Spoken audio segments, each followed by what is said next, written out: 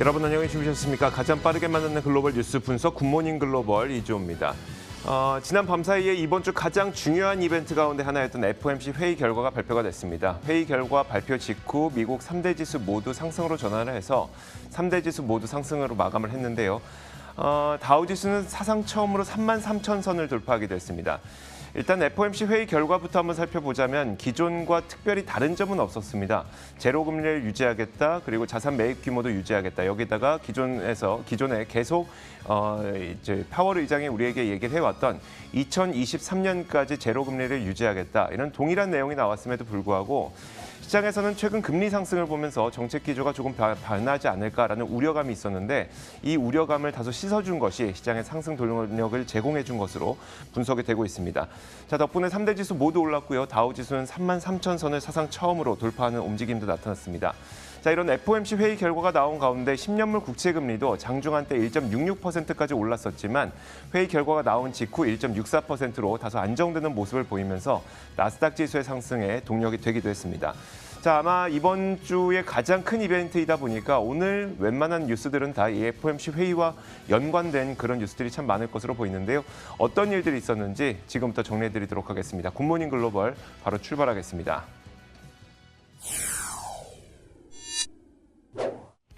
네, 뉴욕 증시 마감 시황 전해드리는 LS 클로징 벨 나우 시간입니다. 오늘 주요 지수는 FOMC 결과 발표에 힘입어서 상승 마감했는데요. 먼저 자세한 마감 상황부터 확인해 보겠습니다. 다우 지수입니다. 장중에 약간의 변동성을 보였고요. 2시를 기점으로 이렇게 상승 탄력이 확대된 모습 확인이 됩니다. 0.58% 오늘 상승을 했고요. 사상 처음으로 33,000선을 돌파한 채 마감했습니다. 다음으로 나스닥 지수도 확인해 보겠습니다. 역시나 비슷한 흐름을 보였습니다. 0.4% 상승 전환 장중에 성공을 하면서 올랐습니다. 13,520포인트 선 가리키고 있고요. S&P 500 지수는 오늘 11.4포인트 회복 가리켜주고 있습니다. 그렇다면 오늘 시장에 주목한 이슈들 확인해 보겠습니다. 우선 오늘 장중에 FOMC 회의 결과가 나왔는데요. 이 인플레이션이 올라도 2023년까지는 기준금리를 인상시키지 않겠다는 입장이 전해졌습니다. 이 발언이 전해지자 주요 지수는 장 초반에 낙폭을 지우고 이렇게 상승 전환했는데요. 이렇게 기존의 제로금리 기조는 유지하는 한편 올해 GDP 상승률 전망치는 6.5%로 제시했습니다. 연준의 발표 이후 10년물 국채 금리는 순간적으로 오르기도 했습니다. 경제 전망이 개선되다 보니까 금리 상승을 부추긴 건데요. 국채 금리는 장중에 1.67% 부근까지 가리켰다가 지금은 다시 1.645%를 나타내고 있습니다. 오늘 발표된 미국의 경제 지표는 부진했습니다. 2월 달의 신규 주택 착공 실적은 전월 대비 10.3%나 급감했는데요. 그러면서 142만 채를 기록했습니다. 이는 시장 전망치였던 154만 채에 못 미치는 수준이었습니다. 또한 2월의 주택 착공 허가 건수 역시 10.8% 감소를 나타냈고요. 역시나 시장 예상치였던 7% 감소보다 부진한 수준으로 나타났습니다. 다음으로 오늘장 업종과 종목별 흐름도 확인해 보겠습니다. 오늘 업종별로는 등락이 조금 엇갈리는 하루입니다. 자유소비재가 1.4% 오르면서 가장 강하고요. 산업도 1.15%, 소재가 0.9% 오르면서 뒤를 잇고 있습니다. 반면 오늘은 유틸리티가 1.63%까지 낙폭을 키우면서 굉장히 부진한 모습이고요. 그 밖에 하락한 섹터들의 낙폭은 그다지 크지는 않은 모습입니다. 보다 자세한 종목별 흐름도 확인해 보겠습니다. 먼저 주요 종목들 좀 확인해 볼 텐데요. 오늘 기술 섹터에서도 등락이 조금 엇갈리는 모습 확인이 됩니다. 반도체 섹터는 그래도 조금 초록불을 켜주고 있습니다. 마이크론 테크놀로지가 3.64% 상승, 인텔이 1.5% 상승한 채 마감했습니다. 반면 소프트웨어 관련주들의 분위기는 오늘 전반적으로 좋지 못했습니다. 서비스나우가 2.8% 하락 마감했고요. 또 세일즈포스도 0.6% 떨어진 채 마감했습니다. 빵주도 확인해 보겠습니다. 애플은 0.65% 하락 가리키고 있고요. 페이스북은 오늘도 좋은 흐름을 유지하고 있습니다. 1.69% 상승한 채 마감했습니다. 그 밖에는 테슬라가 3.68% 강하게 오르면서 눈에 띄고 있습니다. 특징주들도 하나씩 확인해 보겠습니다. 우선 첫 번째로는 디즈니의 주가를 확인해 볼 텐데요. 디즈니 오늘 0.52% 상승한 채 마감을 했습니다. 캘리포니아에 위치하고 있는 이 디즈니랜드 두 곳을 4월 30일부터 개장한다는 좋은 소식을 전했습니다. 그러면서 장 초반에 낙폭을 지우고 상승 마감한 모습입니다. 두 번째로는 맥도날드 주가 확인해 보겠습니다. 2% 가까이 상승 마감했는데요. 도이치방크에서 투자 의견을 보유해서 매수로 상향 조정한 데 따른 긍정적인 영향을 받았습니다. 다음으로는 플러그파워 확인해 보겠습니다. 오늘 플러그파워의 주가가 7.85% 급락 마감하면서 39.3달러 선 가리키고 있는데요. 수소퓨얼셀 대장주 플러그파워죠. 오늘 SEC 보고서에서 자사의 회계 결과에 오류가 있었다면서 다시 발표하겠다는 입장을 전했습니다. 회사의 현금 포지션 등 이 주요 사안들에는 문제가 없다고 말을 했지만 그럼에도 불구하고 급락하는 흐름 나타냈습니다. 다음으로는 쿠파 소프트웨어 확인해 보겠습니다. 오늘 소프트웨어 관련주들의 분위기 전반적으로 좋지가 않았죠. 쿠파 소프트웨어의 경우에는 전망을 상회하는 분기 실적을 내놨습니다. 그럼에도 불구하고 급락하는 흐름이었는데요. 주당 순이익은 17센트를 기록했고 시장이 예상했던 주당 11센트의 손실보다 훨씬 양호한 수준이었습니다. 쿠파 소프트웨어 오늘 4.8% 하락 마감했습니다. 마지막으로 우버까지 확인해 보겠습니다. 우버도 오늘 4.23%대 하락세 나타냈는데요. 영국에서 한 가지 앞서 이슈가 전해진 적이 있었죠. 영국 내 이 우버를 운전하는 기사들과 관련된 이슈였는데 그들의 노동 지위를 보장하겠다 이런 소식을 밝혔습니다. 여기에는 시간당 약 14,000원의 최저임금 지급이 포함되는데요. 이는 지난달에 영국 대법원이 우버 기사들을 자영업자가 아닌 노동자로 판결한 데 따른 조치에 해당이 됩니다. 이렇게 오늘장 있었던 특징주들까지 모두 확인해봤습니다. 뉴욕 증시 마감 시황 전해드렸습니다.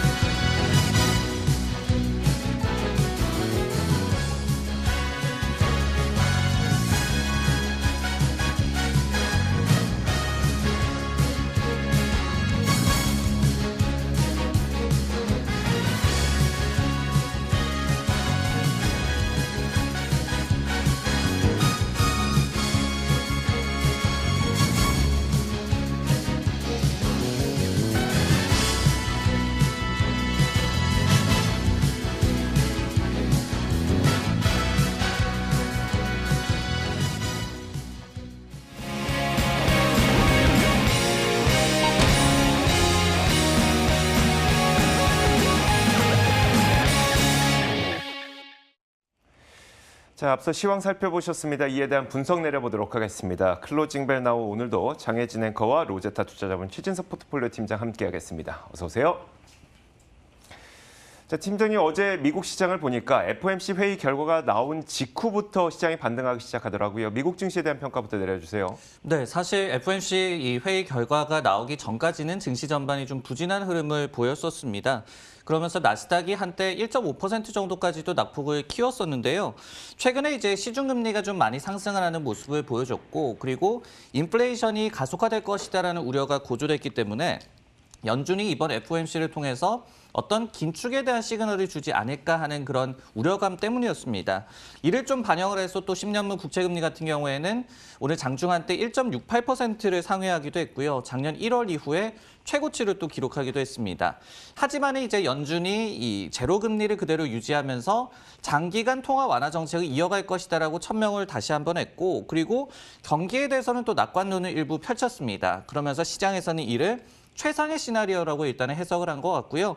특히 이제 FOMC 결과 발표 이후에 이 지수가 상승 전환을 했는데 국채금리도 결국은 1.6%대 초반으로 다시 한번 안정화가 되면서 반연동하는 흐름이 오늘도 좀 나왔던 것 같습니다. 그렇다면 이어서 상품 선물 시장은 어떻게 움직였는지 살펴보겠습니다. FOMC 회의 결과와 맞물려서 국채 금리의 변동도 있었는데요. 자, 10년물 국채 금리부터 한번 보도록 하겠습니다. 자, 10년물 국채 금리는 FOMC 회의가 결과가 공개되기 직전에는 1.66%까지 꽤 큰 폭의 상승을 기록하기도 했습니다. 그러다가 회의 결과가 발표된 직후부터 내려가기 시작하더니 1.64%대로 조금 후퇴하는 모습이 나타났고요. 이런 것들이 시장에 다소간의 안정세를 주면서 나스닥 지수의 상승을 또 일으키기도 했습니다. 완화적인 통화 정책 기조가 유지됐다는 점에 다소 시장은 안도감을 느낀 것으로 보이고 결국은 현재 1.645% 정도에 움직이고 있습니다.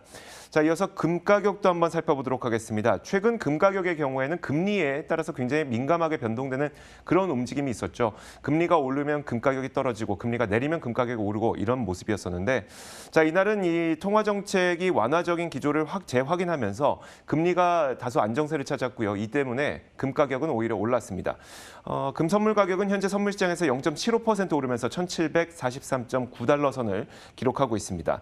다만 이런 가운데서 국제 유가는 오늘을 포함해서 4거래일 연속 하락하고 있는데 일단 유럽 지역의 아스트라제네카 백신과 관련된 여러 가지 우려거리들이 나오고 있죠. 여기에 더불어서 미국의 원유 재고가 지난 밤 사이에 240만 배럴 증가했다는 소식이 유가에는 다소 부정적인 요인으로 작용을 했습니다. 자, 그러다 보니까 4거래일 연속 하락하면서 현재는 0.59% 하락한 64.4달러 선에 WTI의 움직임이 나타나고 있습니다. 자, 이렇게 상품 선물 시장 살펴봤습니다. 글로벌 외신 확인하도록 하겠습니다. 자, 첫 번째 뉴스부터 한번 보도록 하겠습니다. 첫 번째 뉴스, 연준의 금리 동결 결정부터 한번 제가 살펴보도록 할 텐데요. 월스트리트 저널 기사를 통해서 확인해 보도록 하겠습니다. 자, 연준이 통화적인 완화 정책을 유지하기로 했죠. 이 통화적인 완화 정책 결정이 발표된 직후부터 시장은 반등에 성공했습니다. 어떤 내용이 나왔을까요? 일단 기존에 나왔던 내용과 크게 다를 바는 없습니다. 기준금리, 그러니까 정책금리를 0.25%로 제로금리로 동결을 하고 자산 매입 규모도 그대로 유지하겠다. 그러면서 제로금리를 2023년까지 계속 유지하겠다. 기존과 크게 다를 내용은 없었습니다. 여기에서 좀 달라진 점은 바로 성장률 전망치를 긍정적으로 높였는데요. 올해 성장률 전망치가 기존, 그러니까 지난 12월에 제시했을 때만 하더라도 4.2%였습니다. 이것을 6.5%로 높여 잡았고 그러면서 연준은 성명서에서 완만한 회복 경로가 이어지고 있다면서 최근 고용과 경기 활동이 돌아섰다 이렇게 평가를 내리기도 했습니다. 자, 이렇게 기존과 다를 바가 없었는데 연준의 결정에도 왜 시장은 상승했을까? 일단 점도표를 통해서 다소 시장은 안심을 한 것으로 보입니다. 자, 점도표를 제가 보여드릴 텐데 자, 이번에 18명의 연준 위원 가운데 대부분의 위원들이 2023년까지 제로금리를 유지를 하게 될 것으로 전망을 했습니다. 물론 그보다는 더 일찍 금리가 인상될 것이라고 전망한 위원이 7명으로 지난 FOMC에서는 그 위원들이 5명이었었거든요. 조금 이 금리 인상 시기가 빨라질 수도 있다고 전망한 위원의 수가 조금 늘어나긴 했지만 그래도 대부분의 위원들이 2023년까지는 제로금리가 유지될 것으로 전망한 것이 시장에 안도감을 준 것으로 보입니다. 자, 이 결과 발표 이후 시장은 상승으로 전환됐는데 팀장님 좀 명확하게 이야기를 해봐야 될 것 같아요. 어떻게 보면 특별할 것이 없었던 FOMC 회의 결과거든요. 그럼에도 불구하고 시장은 상승으로 돌아서서 이제 시장은 좀 안도했다 이렇게 이해를 해도 될지 월가의 평가는 어떨까요? 네, FOMC 결과 발표 직후에 국채 금리가 하락했고 또 달러화도 하락세를 보였습니다. 즉 우리가 익히 알고 있는 이른바 비둘기파 기조가 FOMC에서 나왔을 때의 자산시장 반응이 좀 나타나는데요. 그만큼 이제 시장에서 분명히 안도했다라고 해석을 해도 될 것 같고요. 마켓워치에서도 이렇게 해석을 했습니다. 2023년 안에 금리 인상이 있을 것이다라고 예상한 그 연준 위원들의 수가 지난번에 5명에서 7명으로 소폭 늘었지만은 여전히 연준 내부에서 긴축으로 돌기에 굉장히 좀 경계심을 갖고 있다는 점을 입증했다라고 얘기를 했고 이런 점이 결국은 시장의 안도 반응을 이끌어낸 것으로 분석이 되는데요. 실제로 이제 스테이트 글로벌 어드바이저스라는 기관에서도 금리와 인플레이션 그리고 자산 가격의 흐름과 관계없이 연준이 통화 완화 유지 시그널을 보내면서 이것이 시장에서 최상의 시나리오로 해석됐다라고 분석을 했고요. 커먼웰스라는 기관에서도 경제 성장이 반등하고 있고 그리고 점진적인 인플레이션이 일어나고 있고 기업 이익 반등 및 또 통화 완화도 동시에 모두 다 일어나고 있다라고 얘기를 하면서 이것이 어떻게 본다면 시장 입장에서 꼭 알맞는 골디락스 그런 결과였다라고 또 해석을 하기도 했습니다. 자, 이어서 최진석 팀장이 또 뉴스를 골라주셨죠. 어떤 뉴스를 볼까요? 네, 저는 비트코인 관련 기사를 준비해봤습니다. 모건 스탠리가 미국의 주요 은행 중에 처음으로 자산운용, 그러니까 WM 고객 상대로 비트코인 펀드를 제공한다라는 CNBC의 단독 기사를 가져와 봤는데요. WM 부문의 고객 자산이 4조 달러에 달하는 모건 스탠리 같은 경우에는 이 현지 시각으로 수요일에 내부 문건을 통해서 비트코인 소유가 가능한 펀드 3종류에 투자할 수 있도록 할 예정이다라고 밝혔습니다. 소식통은 이 같은 움직임은 고객들의 암호화폐에 대한 익스포저에 대한 요청이 많아지자 나온 결정으로 해석을 했는데요. 다만 지금은 모건 스탠리가 리스크 감내 수준이 굉장히 좀 높고 그리고 최소 이 회사에 200만 달러 정도를 예치 중인 고액 자산가들에게만 비트코인 상품에 대한 접근을 허용할 방침이라고 합니다. 소식통에 따르면 실제 고객들의 이 비트코인 투자는 직원 교육이 끝난 후 이르면 다음 달 초 정도에 가능할 것으로 전망되고 있습니다. 자, 그동안 이제 비트코인의 랠리를 지탱해 왔던 게 저변이 확대된다는 점, 그리고 자산으로의 어떤 가치를 좀 인정받는다는 점, 이런 점들일 텐데 그런 측면에서 봤을 때 꽤 의미 있는 일이네요. 네, 충분히 그렇게 볼 여지가 있을 것 같습니다. 골드만삭스라든지 JP모건 그리고 뱅크 오브 아메리카 등의 미국의 다른 주요 은행들은 이같이 비트코인에 대한 직접 투자를 제공하고 있지는 않죠. 그렇기 때문에 이렇게 모건 스탠리에서 서비스를 시작한다는 것이 비트코인이 자산군으로 인정을 받는 그런 첫발이다라는 그런 해석이 나오고 있습니다. 한편 이날의 FOMC 결과 또한 인플레이션 가속화 그리고 그러면서도 제로금리 유지라는 측면에서는 일단은 비트코인의 가격 반등이 견인한 요인으로 또 해석이 되고 있는데요.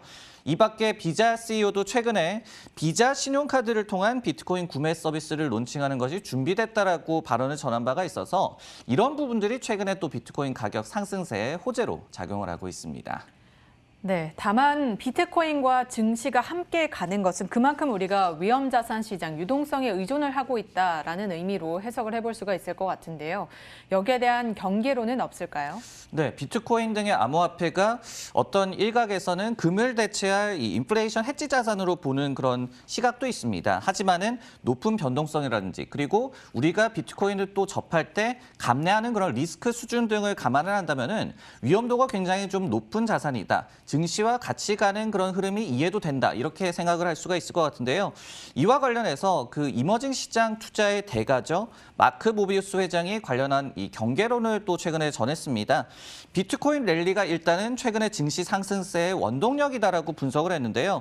결국은 이제 암호화폐로 실제로 돈이 들어오지는 않더라도 돈을 많이 벌었다라고 생각하는 사람들이 증시를 포함해서 자산시장에 돈을 던지고 있다라고 해석을 했습니다. 그러면서 또 반대로 본다면은 비트코인 가격이 붕괴됐을 시에 증시도 심각한 조정을 겪을 수 있다라고 경고하기도 했습니다. 네, 다음 뉴스는 장혜진 앵커의 픽입니다. 내용 확인해 보겠습니다. 네, 최근 아스트라제네카 백신을 두고 많은 이야기들이 나왔는데요. 이 백신을 접종한 이후에 혈전이 발생했다라는 문제가 제기되면서 이를 맞아야 하나 아니면 맞지 말아야 하나 갑론을박이 펼쳐졌었습니다. 자, 세계 20여 개가량의 국가들에서는 잇따라 아스트라제네카의 백신을 계속해서 중단하고 있는 가운데 세계보건기구에서는 이 아스트라제네카 백신을 두고 접종을 계속할 것을 권고했습니다. 이들은 아스트라제네카의 백신 이점이 위험성보다 훨씬 더 크다면서 접종을 계속할 것을 권장한다고 성명을 통해서 밝혔는데요. 코로나19 백신 접종이 다른 원인으로 인한 질병이나 사망을 감소시키진 않는다면서 이 혈전 색전증 같은 경우에는 자주 발생하는 질병으로 세계에서 세 번째로 흔한 심혈관 질환이라고 합니다. 최근 독일과 프랑스, 이탈리아 등 유럽 내 주요국들을 비롯해서 20여 개국이 아스트라제네카의 백신 전체 또는 일부 동일 제조 번호를 가진 백신 접종을 일시적으로 중단했는데요. 이들은 유럽의약품청이죠. EMA의 결론을 기다리면서 예방 차원에서 접종을 중단한다라고 전했습니다. 자, 오는 18일이죠. 우리 시간으로는 오늘 밤 또는 내일 새벽이 되겠는데 EMA에서 아스트라제네카 백신 사용에 대한 최종 검토 결과를 발표하게 됩니다. WHO와 EMA는 그동안 아스트라제네카의 백신과 관련해서 혈전 사이에 인과관계가 없다라고 주장을 해왔습니다. 하지만 이 백신을 접종한 이후에 혈전 이슈가 계속해서 터져 나오면서 국내에서도 사실 이에 대한 우려는 끊이지 않고 있는데요. 최근 백신 접종 상황은 어떤지 그리고 아스트라제네카 백신과 관련한 이슈를 함께 정리해 주시죠. 네, 일단 백신 접종 상황이 어떤지를 보기 위해서는 미국의 상황을 좀 눈여겨볼 필요가 있을 것 같습니다.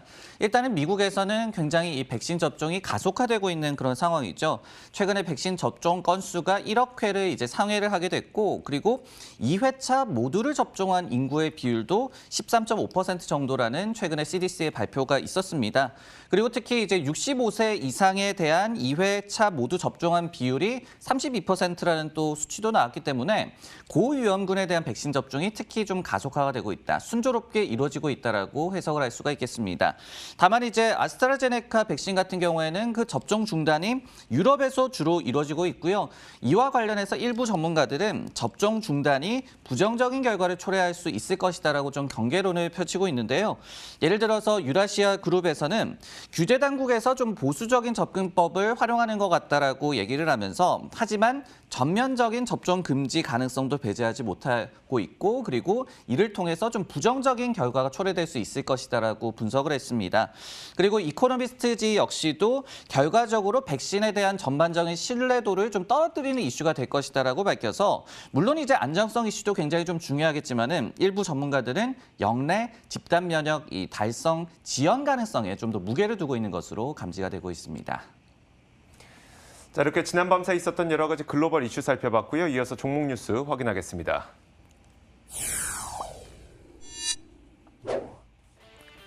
오늘의 종목 뉴스입니다. 에브비가 FDA에서 신약 검토 기간을 연장한다는 소식이 들리면서 간밤 급락했습니다. 아마존이 월마트를 제치고 의류, 신발류 매출 1위를 탈환했습니다. 마지막으로 리프트가 올해 경제 재개로 추가 상승이 가능하다는 전망이 제기됐습니다. 자, 첫 번째 기업부터 보겠습니다. 팀장님, 에브비 준비해 주셨는데 어떤 뉴스가 있었을까요? 네, 관절염 치료제 휴미라로 유명하며 그리고 보톡스 업체 엘러간을 인수한 회사로도 알려진 제약사 에브비가 이날 증시에서 급락하고 말았습니다. 미국 FDA에서 신약 검토 기간을 연장했기 때문이었는데요. FDA는 동사의 관절염 치료제 림보크의 적응증 확대 승인 여부에 대한 검토 기간을 기존 대비 3개월 정도 연장한다라고 발표를 했습니다. 그러면서 효과와 리스크에 대한 평가 시간이 더 필요하다라고 이유를 설명을 했습니다. 에브비 측에서는 이 FDA 측에서 검토 중인 적응증은 염증성 이 관절염 중에 한 종류인 건선형 관절염 종류라고 또 밝히기도 했습니다. 참고로 이제 림보크 같은 경우에는 지난 2019년에 류마티스 관절염 치료제로서는 이미 승인을 받은 바가 있었습니다. 에브비 입장에서는 이번 적응증 확대 이슈가 굉장히 좀 중요했는데요. 왜냐하면은 오는 2023년에 에브비의 간판약인 휴미라의 미국 특허 만료를 앞두고 있습니다. 그러면서 새로운 성장 동력이 좀 필요하던 상황에서 제동이 걸린 셈이 됐습니다. 자, 에브비는 사실 전 세계 시장에서 단일 품목으로 매출 1위를 기록할 정도로 정말 역사적인 그 품목이기도 하고요. 또 에브비를 이만큼 성장시킨 원동력이기도 한데, 이제 특허 만료를 앞두고 새로운 적응증을 또 확대해야 되는데 여기에 또 제동이 걸린 겁니다. 글로벌 IDB들의 반응도 부정적일까요? 어떨까요? 그렇습니다. 넥스트 휴미라를 빨리 좀 키워하는 그런 에브비 입장에서 굉장히 뼈아픈 소식이다라고 해석이 되는데요. 이번에 이제 검토 기간이 연장이 된 림보크 같은 경우에는 지난해 매출 7.3억 달러를 벌어들였습니다. 그러면서 자체적인 가이던스를 상회하면서 출시 이후에 초기 굉장히 좀 순항하고 있는 그런 모습을 보여주고 있고요. 그리고 또 다른 신약 라인업 중에 하나인 건선치료제 스카이리지와 도합해서는 올해는 무려 46억 달러의 매출 창출이 기대되던 그런 약품입니다. 이로써 이번 관련 승인이 이제 2분기 말경으로 밀리게 생겼기 때문에 분명한 좀 악재로 인식이 되는 것 같고요. 일단은 파이퍼 샌들러라는 IB에서도 투자자 입장에서는 명백한 악재라고 해석을 하기도 했습니다. 하지만은 이 승인을 위해서 추가적인 임상을 에브비가 실시할 필요성까지는 없기 때문에 그다지 큰 악재는 아닐 것이다라고 얘기를 하면서 긍정적인 투자 의견을 또 유지하기도 했습니다. 한편 최근 FDA가 이 신약 승인 등에 조금 더 보수적이어진다라는 그런 분위기도 감지가 되고 있는데요.